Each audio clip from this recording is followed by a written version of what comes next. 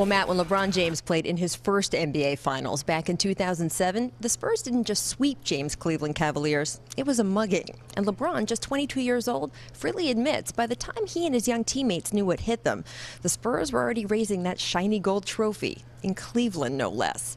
LeBron has, of course, gone on to win a ring of his own. He's got 4 MVP titles. But he made it clear that 2007 beatdown still sticks with him, and it will be motivating him as he steps on the floor tonight. You know, I have something in me that, or they took, in '07. Beat us on our home floor, celebrated on our home floor, and, I won't forget that. You shouldn't, as a competitor, you should never forget that. So, it's the same group of guys for the most part, the same big three and Coach Pop, and, I look forward to the challenge once again.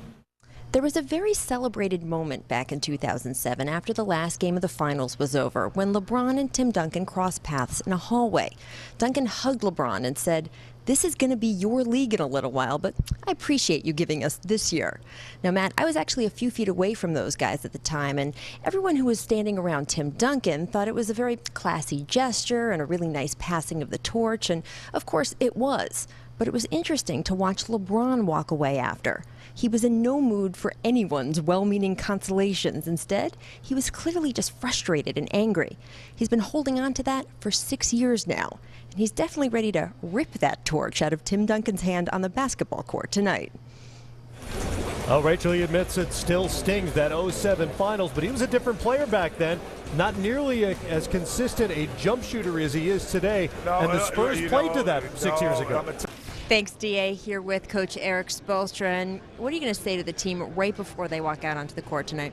I haven't quite figured that out yet. Still have some tick-tock. Yeah, well, look, we've already played over 100 games. We've had over 300 games together as a group.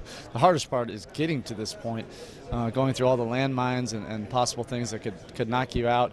Now the guys can just focus on basketball, and that's what they're looking forward to. I know your scouting report on the Spurs is probably several inches thick book there, but if you're going to do one thing tonight that's going to give you a good chance to win, what is it going to be?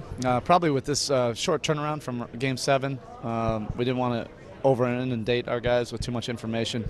Let's get to our game.